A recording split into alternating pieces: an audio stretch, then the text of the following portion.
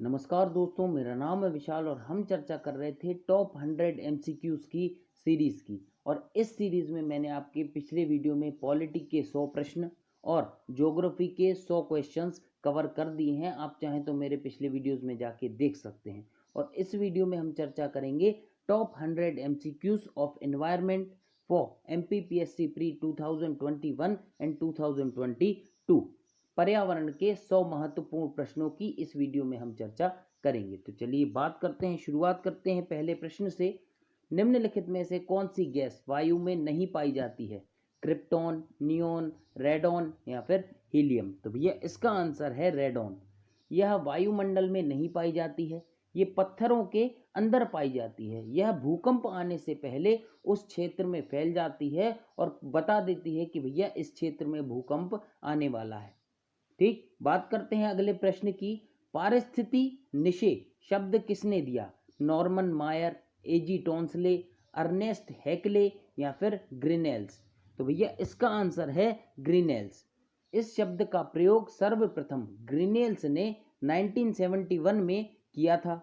इन्होंने विभिन्न प्रकार की जातियों एवं उपजातियों की स्थानीय वितरण व्यवस्था को इसी माध्यम से समझाया था।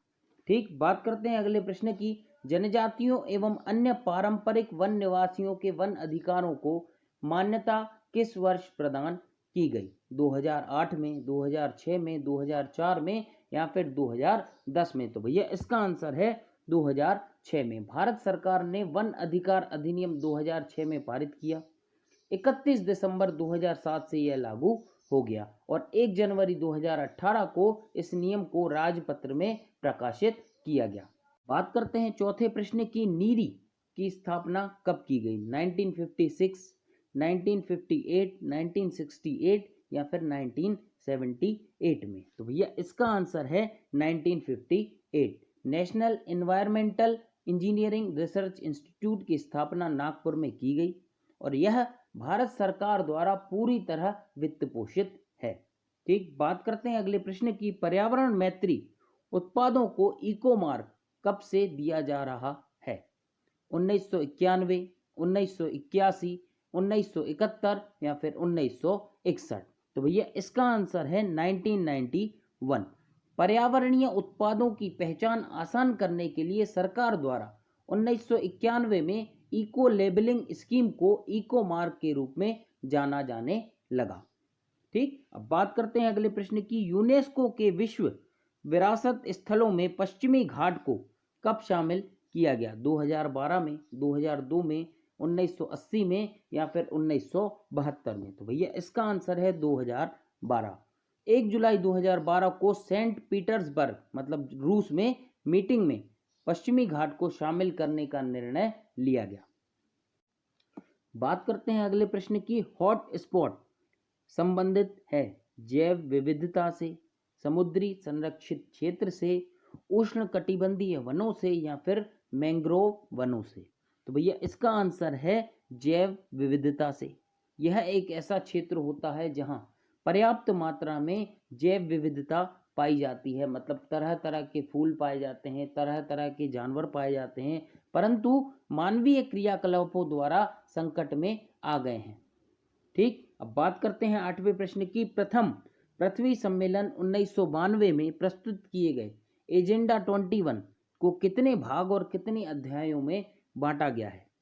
ये रहे उसके ऑप्शन। अब इसके आंसर की चर्चा कर लेते हैं। 4 भाग 40 अध्याय। ठीक, और एक चीज और आप याद रखिएगा कि विश्व पृथ्वी दिवस 22 अप्रैल को मनाया जाता है। ठीक, अब चर्चा करते हैं प्रथम पृथ्वी सम्मेलन की, जो कि 1992 में हुआ था। यह रियो डी जेनेरियो में संपन्न हुआ।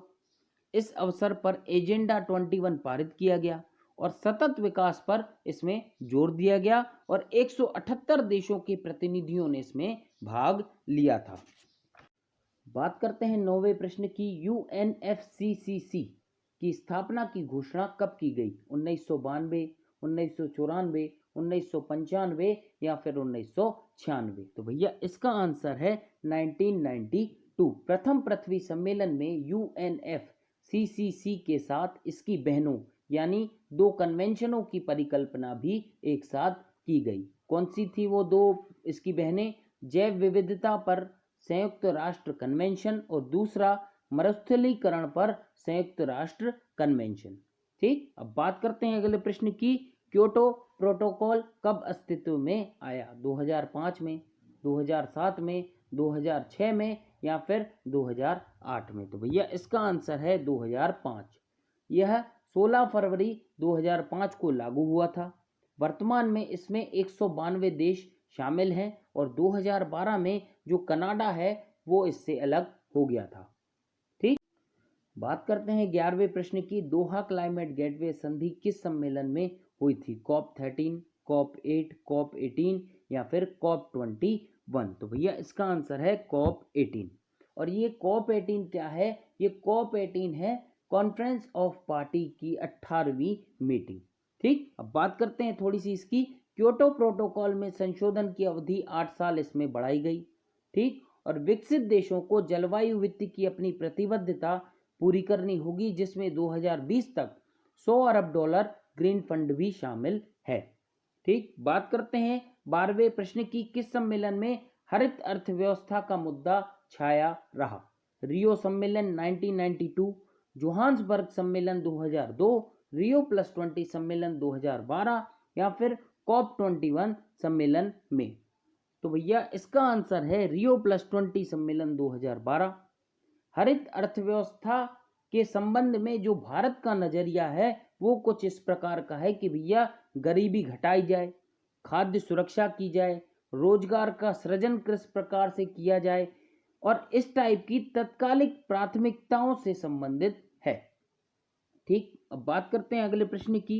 वियना कन्वेंशन 1985 संबंधित है ओजोन परत संरक्षण, क्लोरोफ्लोरोकार्बन को सीमित करने के लिए, जलवायु परिवर्तन से संबंधित या फिर आनुवांशिक संसाधनों को सीमित करने से?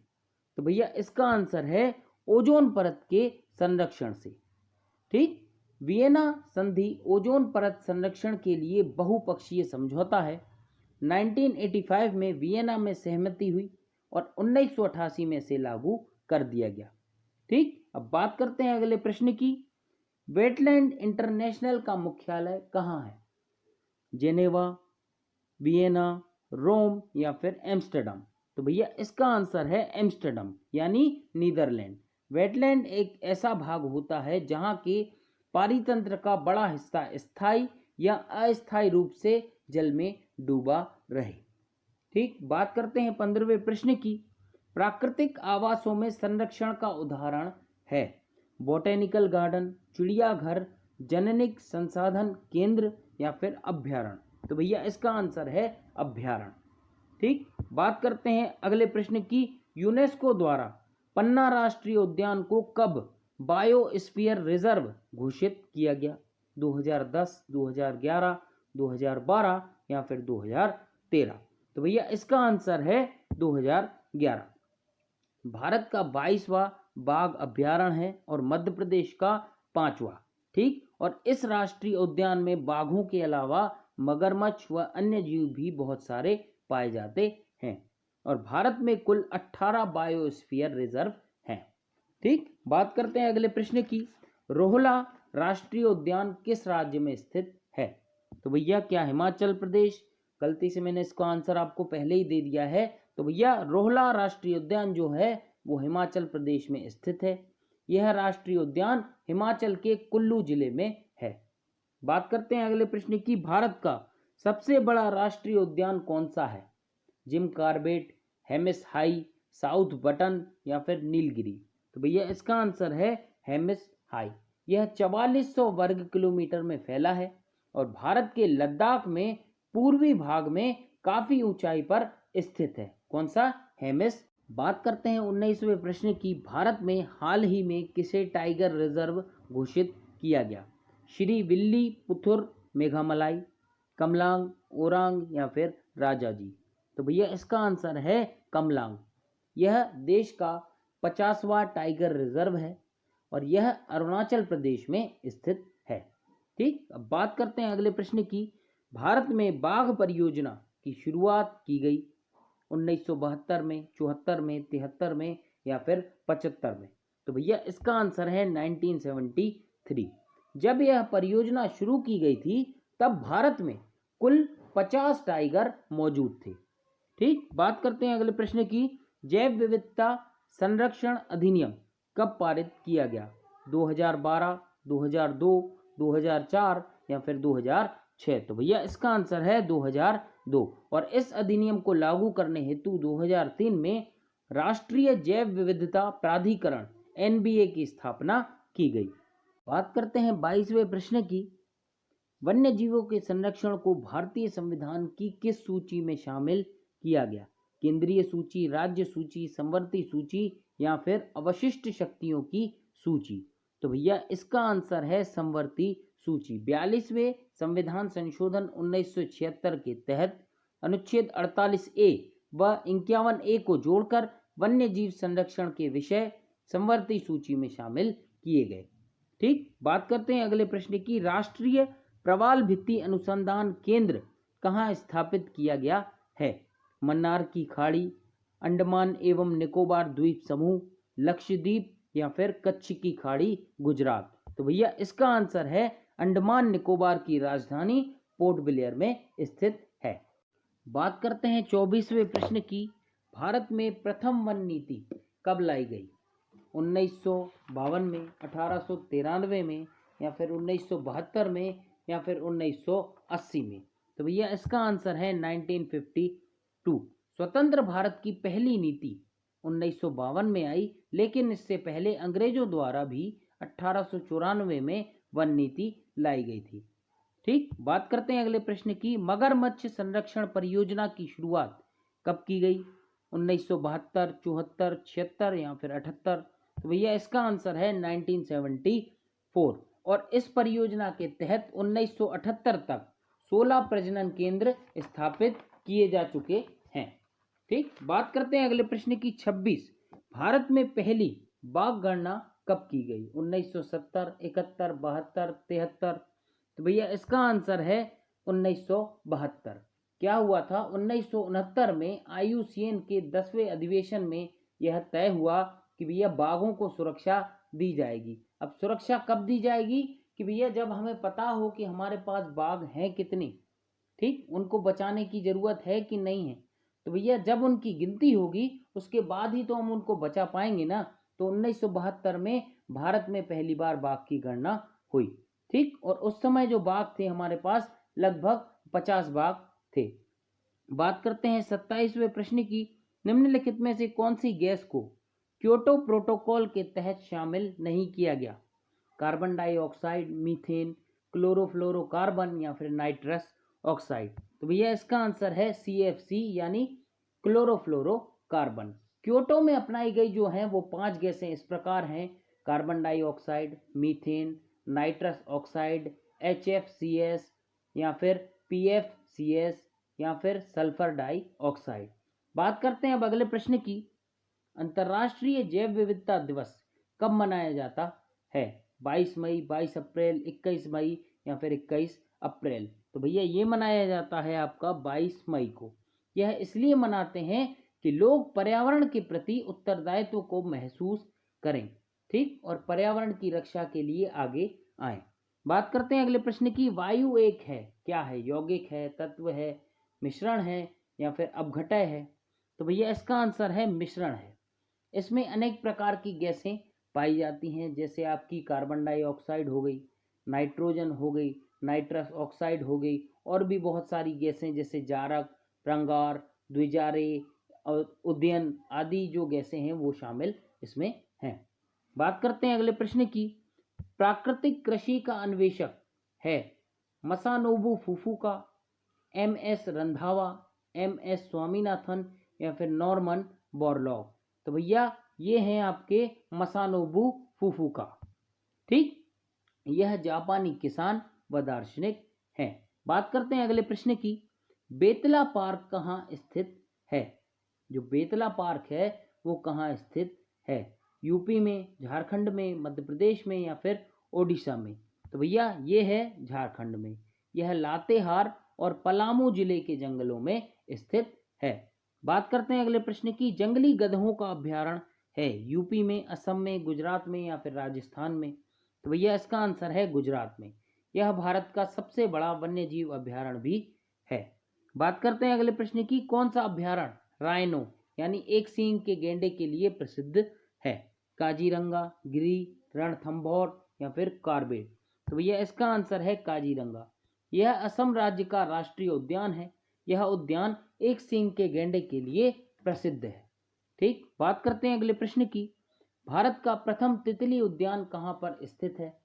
बनरघट्टा जैविक उद्यान बेंगलुरु में, राष्ट्रीय पशु उद्यान कोलकाता में, काजीरंगा राष्ट्रीय उद्यान या फिर उपरोक्त में से कोई नहीं? तो भैया ये कर्नाटक में अवस्थित है। कहाँ? बनरघट्टा जैविक उद्यान बेंगलुरु में। बात करते हैं अगले प्रश्न की, नीलगिरी की मेघ बकरियां पाई जाती हैं इराविकुलम राष्ट्रीय पार्क में, मन वन में, शांति घाटी में या फिर पेरियार आरक्षित क्षेत्र में? भैया इसका आंसर है इराविकुलम नेशनल पार्क में। ये दुर्लभ पर्वतीय बकरियां हैं जिन्हें नीलगिरी तहर के नाम से भी जाना जाता है। बात करते हैं अगले प्रश्न की, भारत का राष्ट्रीय समुद्री पार्क स्थित है कच्छ में, सुंदरवन में, चिल्का झील में या फिर निकोबार द्वीप समूह में? तो भैया इसका आंसर है कच्छ में। गुजरात में स्थित भारत का सर्वप्रथम राष्ट्रीय समुद्री उद्यान है जो कि 1922 में स्थापित 1982 में स्थापित किया गया था। बात करते हैं अगले प्रश्न की, किस देश में सर्वाधिक अम्लीय वर्षा होती है? चीन, जापान, नॉर्वे या फिर संयुक्त राज्य अमेरिका? तो भैया इसका आंसर है नॉर्वे में। ठीक, इसका कारण पृथ्वी के वायुमंडल में सल्फर डाइऑक्साइड और नाइट्रोजन डाइऑक्साइड जल के साथ क्रिया करके नाइट्रिक अम्ल और गंधक का तेजाब बनाती हैं और यह तेजाब पानी के जरिए जमीन पर गिरता है। बात करते हैं अगले प्रश्न की, शांति घाटी आंदोलन से संबंधित व्यक्ति हैं पी हेगड़े, एस.एम. बहुगुणा, मेधा पाटकर या फिर सुगाथा कुमारी? तो भैया इसका आंसर है सुगाथा कुमारी।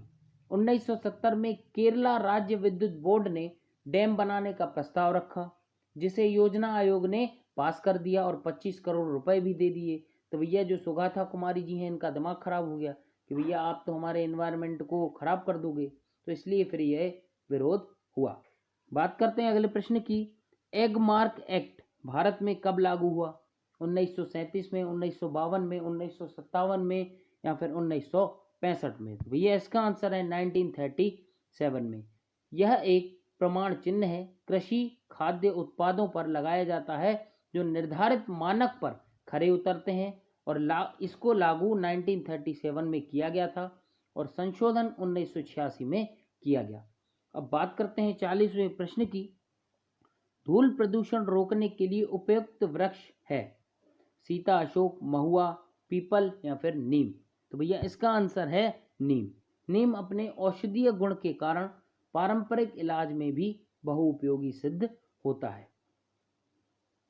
बात करते हैं अगले प्रश्न की, देश का पहला ई अपशिष्ट क्लिनिक कहां स्थापित होगा? भोपाल, वाराणसी, दिल्ली या फिर जयपुर? तो भैया इसका आंसर है भोपाल। ई कचरा क्लिनिक का उद्घाटन C.K. मिश्रा, पर्यावरण, वन और जलवायु परिवर्तन मंत्रालय के सचिव द्वारा किया गया। बात करते हैं अगले प्रश्न की, ग्रीना मफलर संबंधित है मृदा प्रदूषण से, वायु प्रदूषण से, ध्वनि प्रदूषण से या फिर जल प्रदूषण से? तो भैया इसका आंसर है ध्वनि प्रदूषण से। वृक्षारोपण के माध्यम से ध्वनि प्रदूषण को नियंत्रित करने की तकनीक को ग्रीन मफलर के रूप में जाना जाता है। बात करते हैं अगले प्रश्न की, हाल ही में स्वच्छ पेयजल आपूर्ति सुनिश्चित करने के लिए जल साथी कार्यक्रम का शुभारंभ किया गया किस राज्य द्वारा? ओडिशा ने। ठीक, इसे ओडिशा के सीएम नवीन पटनायक द्वारा लॉन्च किया गया। इसमें जल गुणवत्ता परीक्षण किट और पॉइंट ऑफ सेल वितरित किए गए। बात करते हैं अगले प्रश्न की, फॉल्कन मार्क सूचकांक संबंधित है जल अभाव के मापन के लिए, वायु प्रदूषण के मापन के लिए, जल प्रदूषण के मापन के लिए या फिर नदियों के प्रदूषण के मापन के लिए? तो भैया इसका आंसर है जल के अभाव के मापन के लिए। बात करते हैं 45वें प्रश्न की, केंद्रीय प्रदूषण नियंत्रण बोर्ड की स्थापना कब की गई? 1974, 1976, 1978 या फिर 1982? 1980। तो भैया इसका आंसर है 1974। इसकी स्थापना जल प्रदूषण निवारण एवं नियंत्रण अधिनियम 1974 के तहत 22 सितंबर 1974 को की गई। ठीक, और इसको जो शक्तियां थी वो वायु प्रदूषण निवारण एवं नियंत्रण 1981 के तहत प्रदान की गई। ठीक, निर्माण अलग किया गया और शक्तियां अलग प्रदान की गई। बात करते हैं अगले प्रश्न की।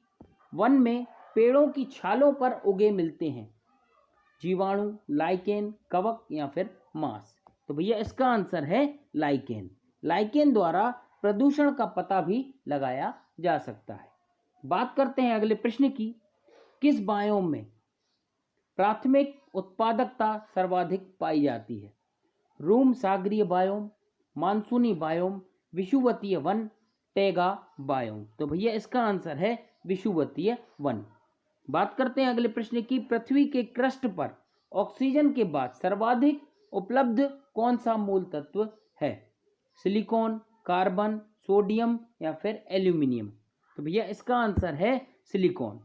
पृथ्वी पर जो पदार्थ पाए जाते हैं वो है ऑक्सीजन की मात्रा है 46.6%, सिलिकॉन की मात्रा है 27.7%, एल्यूमिनियम की मात्रा है 8.1% और आयरन यानी लोहे की मात्रा है 5%। ठीक, बात करते हैं अगले प्रश्न की। महासागरों की औसत लवणता है 330%, 350%, 25% या फिर 35%। तो भैया इसका आंसर है 35%। परंतु प्रत्येक महासागर की अपनी अलग लवणता होती है। लवणता बराबर प्रति 1000 ग्राम जल में उपस्थित लवण की मात्रा। ठीक, बात करते हैं अगले प्रश्न की। सर्वाधिक स्थायी पारिस्थितिक तंत्र है वन, पर्वत, महासागर या फिर रेगिस्तान। तो भैया इसका आंसर है वन। पारिस्थितिकी वह विज्ञान है जो किसी क्षेत्र के जीवों, संबंध व भौतिक पर्यावरण से उनके संबंध का अध्ययन करता है कि भैया जो जीव हैं, किसी क्षेत्र के जो जीव हैं उनका भौतिक पर्यावरण के साथ किस प्रकार का संबंध है, इसी को पारिस्थितिकी विज्ञान कहते हैं। ठीक, बात करते हैं 51वें प्रश्न की। भारत में गैर परंपरागत ऊर्जा स्रोत विभाग की स्थापना कब की गई? 1980 में, 1983 में, 1982 में या फिर 1985 में। तो भैया इसका आंसर है 1982।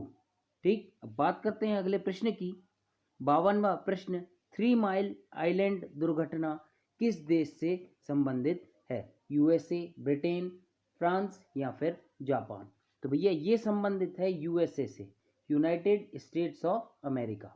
यह हैरिसबर्ग के पास डुपिन काउंटी, पेंसिल्वेनिया में 3 माइल आइलैंड के न्यूक्लियर रिएक्टर नंबर 2 का आंशिक मेल्टडाउन था और थोड़ा सा उसके बाद रिसाव भी हुआ था और यह 28 मार्च 1979 की घटना है। बात करते हैं 53वें प्रश्न की। विश्व की सर्वाधिक अवसाद का परिवहन करने वाली नदी कौन सी है? अमेजन, गंगा, ब्रह्मपुत्र या फिर नील नदी। तो भैया इसका आंसर है ब्रह्मपुत्र। यह तिब्बत, भारत तथा बांग्लादेश से होकर गुजरती है। इसका उद्गम तिब्बत के पुरंग जिले में मानसरोवर के निकट होता है और वहां इसे यारलुंग सांगपो के नाम से जाना जाता है। ठीक, बात करते हैं अगले प्रश्न की। खाद्य श्रृंखला में ऊर्जा का प्रवाह किस दिशा में होता है? एक दिशा में, दो दिशाओं में, बहु दिशाओं में या फिर 3 दिशाओं में। तो भैया इसका आंसर है एक दिशा में। सभी प्रकाश संश्लेषण करने वाले पौधे उत्पादक की श्रेणी में आते हैं। ठीक, और ऐसे पौधे प्रकाश, कार्बन डाइऑक्साइड और जल की सहायता से भोजन निर्माण करते हैं। बात करते हैं अगले प्रश्न की, 55वें प्रश्न की। पारिस्थितिकी विज्ञान में ऊर्जा मापने की इकाई है तापमान, ऊष्मा, दाब या फिर वायु। तो भैया इसका आंसर है ऊष्मा। पारिस्थितिकी तंत्र एक प्राकृतिक इकाई है जिसमें एक क्षेत्र के सभी जीवधारी और अणुजीव शामिल होते हैं। ठीक, बात करते हैं अगले प्रश्न की। नाइट्रोजन, हाइड्रोजन, फास्फोरस तथा कार्बन के चक्रों में से किसमें सर्वाधिक ऊर्जा की आवश्यकता होती है? हाइड्रोजन चक्र में, फास्फोरस चक्र में, कार्बन चक्र में या फिर नाइट्रोजन चक्र में। तो भैया इसका आंसर है हाइड्रोजन चक्र में। इस चक्र में बायोटिक और अजैविक स्रोतों और हाइड्रोजन यौगिकों के सिंक के बीच हाइड्रोजन का आदान प्रदान होता है। बात करते हैं 57वें प्रश्न की। बाघों व उनके प्राकृतिक आवासों के संरक्षण पर विश्व का पहला बाघ शिखर सम्मेलन 2010 कहाँ आयोजित किया गया था? रूस में, थिम्पू भूटान में, नई दिल्ली में या फिर क्योटो जापान में? तो भैया इसका आंसर है रूस में। यह 2010 में आयोजित किया गया और उसी दिन प्रथम बाघ दिवस का आयोजन भी किया गया। ठीक, बात करते हैं अगले प्रश्न की। ऑपरेशन थंडरबर्ड किससे संबंधित है? ओजोन परत के संरक्षण से, जलवायु परिवर्तन से, केदारनाथ त्रासदी के समय बचाव अभियान से या फिर वन्य जीवों के संरक्षण से? तो भैया इसका आंसर है वन्य जीवों के संरक्षण से। इसका शुभारंभ 30 जनवरी से 19 फरवरी 2017 के बीच किया गया और वन्य जीव अपराध नियंत्रण ब्यूरो द्वारा भारत में ऑपरेशन थंडरबर्ड चलाया गया। ठीक, अब बात करते हैं अगले प्रश्न की। किस राज्य द्वारा 5 अक्टूबर को नेशनल डॉल्फिन डे के रूप में मनाया जाता है? बिहार, पश्चिम बंगाल, उत्तर प्रदेश या फिर झारखंड? तो भैया इसका आंसर है बिहार। गंगा नदी के डॉल्फिन को 2010 में राष्ट्रीय जलीय जीव घोषित किया गया और ये जीव IUCN द्वारा लुप्त प्राय घोषित किया गया है।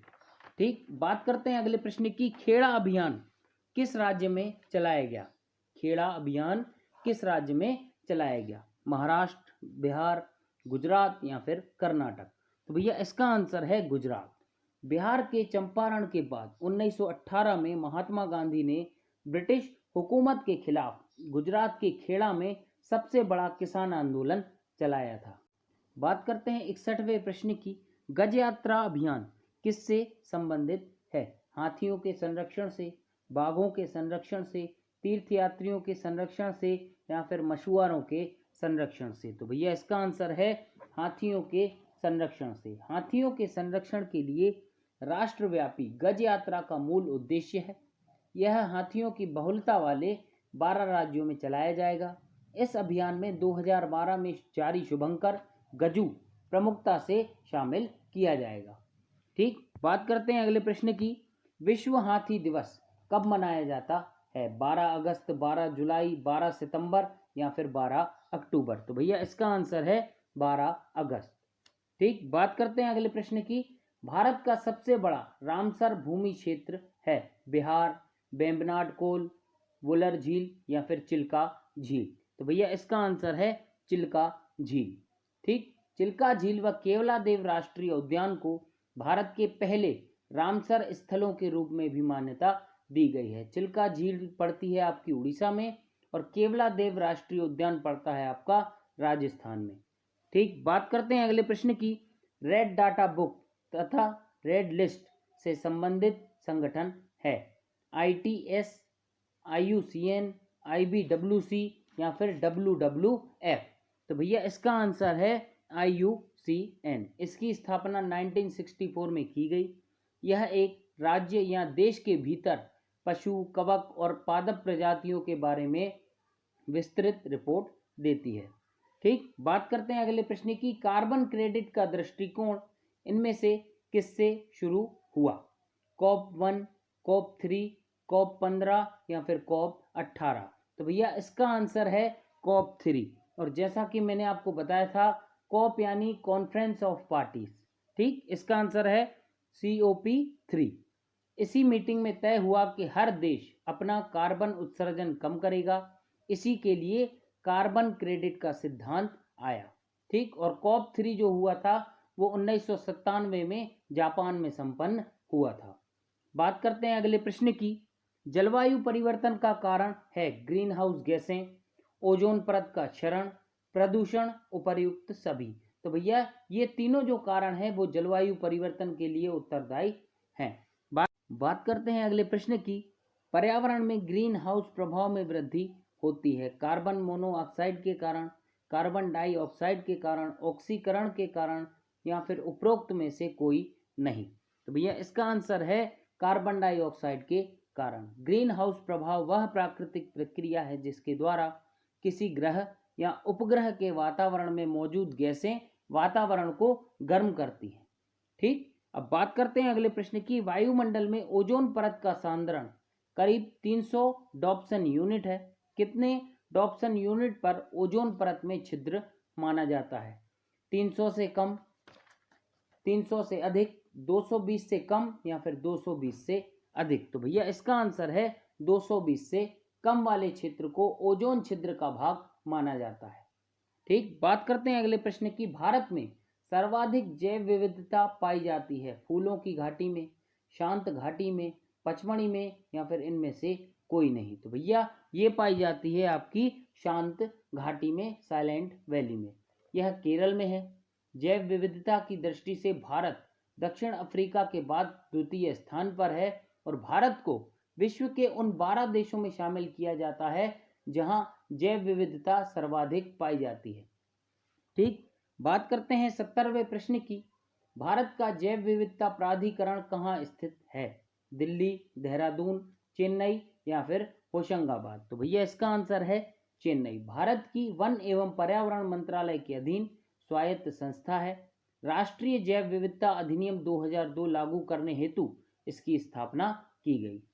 ठीक, बात करते हैं अगले प्रश्न की। जैव विविधता मापन की विधि नहीं है, अल्फा, बीटा, गामा या फिर डेल्टा? तो भैया इसका आंसर है डेल्टा विविधता।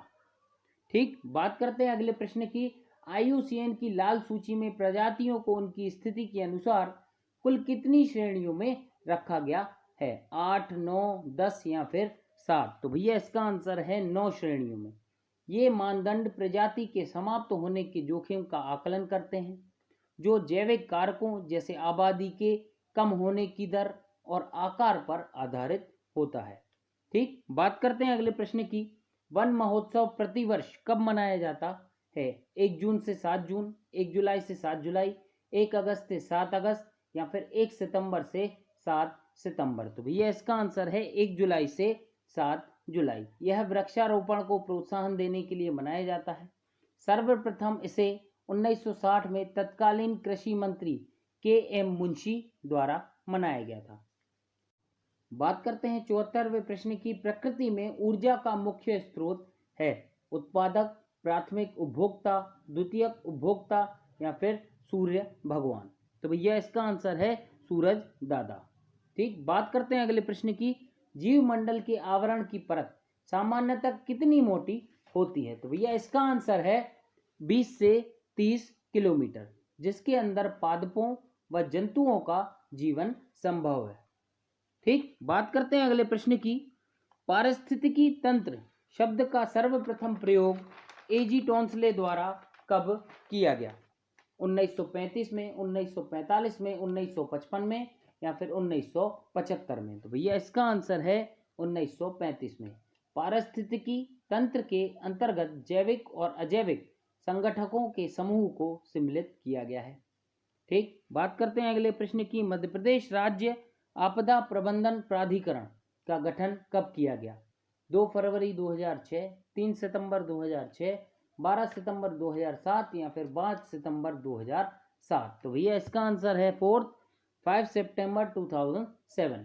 आपदा प्रबंधन अधिनियम 2005 के प्रावधानों के अंतर्गत MP राज्य आपदा प्राधिकरण का गठन माननीय मुख्यमंत्री की अध्यक्षता में 5 सितंबर 2007 को किया गया।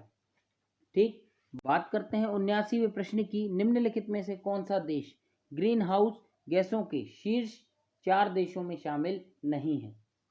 भारत, ब्रिटेन, अमेरिका या फिर चाइना? तो भैया इसका आंसर है ब्रिटेन। ठीक, बात करते हैं अगले प्रश्न की। उत्सर्जन अंतराल report emission gap report 2019 released by किसके द्वारा जारी की गई? संयुक्त राष्ट्र, United Nation Environment Programme, Greenpeace International या फिर IUCN? तो भैया इसका आंसर है UNEP। इस रिपोर्ट के अनुसार यदि हमें 1.5 सेल्सियस के लक्ष्य को प्राप्त करना है तो उत्सर्जन में प्रतिवर्ष 7.5% की कमी लानी होगी। ठीक, बात करते हैं अगले प्रश्न की। पेरिस समझौते को लागू करने के लिए भारत ग्रीन हाउस गैस उत्सर्जन तीव्रता को जीडीपी के सापेक्ष कितने प्रतिशत कम करेगा? 33 से 35%, 35 से 37, 37 से 39 या फिर 43 से 45? तो भैया इसका आंसर है 33 से 35%। बात करते हैं अगले प्रश्न की। विश्व का प्राचीनतम CO2 मापन स्टेशन केंद्र मोना लोआ वेधशाला कहाँ स्थित है? अमेरिका, जापान, भारत या फिर चाइना? तो भैया इसका आंसर है अमेरिका। हवाई द्वीप का सक्रिय ज्वालामुखी है। 1958 से CO2 की मॉनिटरिंग यहाँ की जाती है। बात करते हैं अगले प्रश्न की। पेरिस समझौता प्रभावी हुआ 1 जनवरी 2021, 1 जनवरी 2020, 1 जुलाई 2020 या फिर 4 नवंबर 2016? तो भैया बात करते हैं इसके उत्तर की। ये हुआ 4 नवंबर 2016 को लागू। ये समझौता वर्ष 2015 में COP21 के दौरान 196 देशों की ओर 12 दिसंबर को पारित किया गया और यह 4 नवंबर 2016 को लागू हुआ था। बात करते हैं 84वें प्रश्न की। COP25 का आयोजन किस देश में हुआ? Madrid Spain, Kyoto Japan, Rome Italy या फिर चिली ब्राजील? तो भैया इसका आंसर है मैड्रिड स्पेन।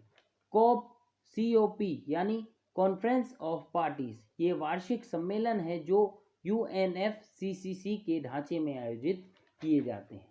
ठीक, बात करते हैं अगले प्रश्न की। हाल ही में भारत में किस गैस की पूर्ण समाप्ति की घोषणा की है? CFC, मीथेन, CO2 या फिर HCFC 141B? तो भैया इसका आंसर है मीथेन। ठीक, बात करते हैं अगले प्रश्न की। BS6 ईंधन मानकों को लागू करने वाला प्रथम शहर कौन सा है? दिल्ली, मुंबई, चेन्नई या फिर इंदौर? तो भैया इसका आंसर है दिल्ली। दिल्ली ने 2 साल पहले ही BS6 अपने यहाँ लागू कर दिया है, जिससे कि प्रदूषण जो है वो कम हो सके। खैर हो तो नहीं रहा है, दिल्ली में दिनों दिन प्रदूषण बढ़ ही रहा है। बात करते हैं अगले प्रश्न की। निम्नलिखित में से कौन सा ग्रीन पटाखा नहीं है? श्वास, स्टार, सफल या फिर समीर? तो भैया इसका आंसर है समीर। ठीक, बात करते हैं अगले प्रश्न की। ग्रीन पीस की रिपोर्ट के अनुसार विश्व में SO2 का सबसे बड़ा उत्सर्जक देश है। जानकर आपको बहुत दुख होगा कि भैया चीन है, अमेरिका है, भारत है या फिर यूरोपीय संघ है? तो इसका आंसर है भारत। भारत विश्व में मानव जनित सल्फर डाइऑक्साइड का सबसे बड़ा उत्सर्जक देश है। बात करते हैं अगले प्रश्न की और इसका आंसर मैं डायरेक्ट दे देता हूं। TTZ से तात्पर्य है ताज ट्रेपेजियम जोन। ठीक, बात करते हैं अगले प्रश्न की। भारत में सबसे पहला जैव मंडलीय आरक्षित क्षेत्र कहाँ स्थापित हुआ? ग्रेट निकोबार, मन्नार की खाड़ी, नंदा देवी या फिर नीलगिरी? तो भैया इसका आंसर है नीलगिरी। तमिलनाडु राज्य का पर्वतीय क्षेत्र है नीलगिरी, जो दक्षिण भारत में स्थित है। बात करते हैं अगले प्रश्न की। टुमारोज बायोडायवर्सिटी पुस्तक के लेखक हैं doctor MS Swaminathan, doctor Anil Agarwal, doctor Vandana Shiva या डॉक्टर GC पांडे? तो भैया इसका आंसर है डॉक्टर वंदना शिवा। ये 300 से अधिक लेखों की रचनाकार हैं। बात करते हैं अगले प्रश्न की। ओजोन गैस का सर्वाधिक संकेंद्रण किस मंडल में मिलता है? शोभ मंडल, समताप मंडल, मध्य मंडल या फिर आयन मंडल? तो भैया इसका आंसर है समताप मंडल। ओजोन परत पृथ्वी के समताप मंडल के निचले भाग में पृथ्वी की ऊपरी सतह से ऊपर 10 से 50 किलोमीटर दूरी तक पाया जाता है। ठीक, बात करते हैं अगले प्रश्न की। लवणीय मृदा में उगने वाले पादपों को क्या कहते हैं? हेलोफाइट, ऑक्सीलोफाइट, कदमोफाइट या फिर लिथोफाइट? तो भैया इसका आंसर है हेलोफाइट। इसे बिना मिट्टी के उगने वाला पौधा भी कहा जाता है। बात करते हैं 94वें प्रश्न की। एक तालाब के पारितंत्र में जीव भार का पिरामिड होता है, सीधा, उल्टा, उल्टा सीधा या फिर किसी भी प्रकार का? तो भैया इसका आंसर है उल्टा। तालाब में पादप, प्लवक मुख्य उत्पादक हैं। इनका जीवन चक्र जो है वो बहुत छोटा होता है। बात करते हैं अगले प्रश्न की। निम्न में से कौन भारत के जल शक्ति मंत्री हैं? प्रकाश जावड़ेकर, धर्मेंद्र प्रधान, प्रहलाद जोशी या फिर गजेंद्र सिंह शेखावत? तो भैया इसका आंसर है गजेंद्र सिंह शेखावत। जल शक्ति मंत्रालय का गठन 2019 में किया गया। गजेंद्र शेखावत को इसका मंत्री बनाया गया। ठीक, अब बात करते हैं अगले प्रश्न की। क्रायोलॉजी अध्ययन है जीवों का, वनस्पतियों का, बर्फ का या फिर वायु का? तो भैया इसका आंसर है बर्फ का। यह हिमपात व बर्फ का अध्ययन करती है। कौन? क्रायोलॉजी। बात करते हैं अगले प्रश्न की। निम्न में से किस वर्ष जम्मू कश्मीर राज्य में भयावह बाढ़ आई थी? 2010, 2012, 2014 या फिर 2016? तो भैया इसका आंसर है 2014। यह बाढ़ सिर्फ जम्मू कश्मीर में ही नहीं आई थी, यह बाढ़ का प्रभाव पाकिस्तान में भी, हमारे पड़ोसी देश में भी देखने को मिला था। बात करते हैं अगले प्रश्न की। निम्न में से किसके द्वारा ग्रीन मूवमेंट का नेतृत्व किया गया? पांडुरंग हेगड़े, डॉक्टर रामदेव मिश्रा, अनिल अग्रवाल या फिर बांगरी मथाई? तो भैया इसका आंसर है बांगरी मथाई। केन्या की थी, प्रसिद्ध केन्याई राजनीतिज्ञ और समाज सेवी थी। बात करते हैं अगले प्रश्न की। भारत में किस व्यक्ति को पारिस्थितिकी का जनक कहा जाता है? डॉक्टर सलीम अली, सुंदरलाल बहुगुणा, डॉक्टर रामदेव मिश्रा या फिर माधव गाडगिल? तो भैया इसका आंसर है डॉक्टर रामदेव मिश्रा।